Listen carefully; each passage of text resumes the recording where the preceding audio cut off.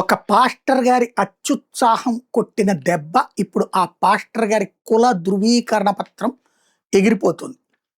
గుర్తుంది కదా మనకి ఆ మధ్యన వచ్చినటువంటి సుప్రీంకోర్టు తీర్పు, ముందు హైకోర్టు, ఆంధ్రప్రదేశ్ హైకోర్టు తీర్పు, దాన్ని సవాల్ చేస్తూ సుప్రీంకోర్టుకి వెళ్ళారు పాస్టర్ ఆనంద్.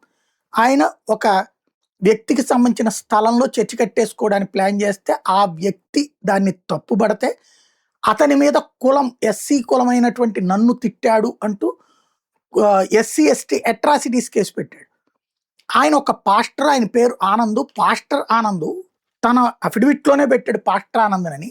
ఒక క్రైస్తవుడైన వ్యక్తి తను ఎస్సీనని ఎట్లా క్లెయిమ్ చేస్తాడంటూ ఆ సదరు కుటుంబం కోర్టుకు వెళ్తే హైకోర్టు అతను పాస్టర్ అన్నప్పుడు అతనికి ఎస్సీ హోదా రాదు అని తేల్చి చెప్పింది. క్రిస్టియన్ అయినప్పుడు, కన్వర్ట్ అయినప్పుడు బీసీ డీనో బీసీఈనో ఉంటుంది, ఆ హోదా తప్పించి రాదని తేల్చి చెప్పింది.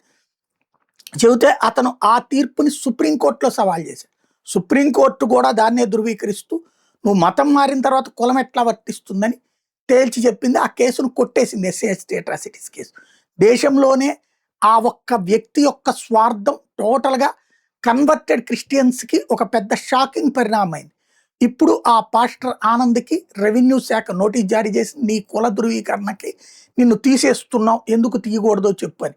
ఇప్పుడు మళ్ళీ దాన్ని ఛాలెంజ్ చేస్తాడు, మళ్ళీ కోర్టుకు వెళ్తారు, కొన్ని రోజుల పాటు నడుస్తుంది. బట్ ఓవరాల్గా ఎస్సీ ఎస్టీలకి సంబంధించి మతం మారిన వాళ్ళకి చెక్ పెట్టేటటువంటి వ్యవహారానికి కారణమైంది. అలా కన్వర్ట్ అయినటువంటి ఒక పాస్టర్ కావడం విశేషం. ఆయన పేరే ఆనంద్ అన్నమాట.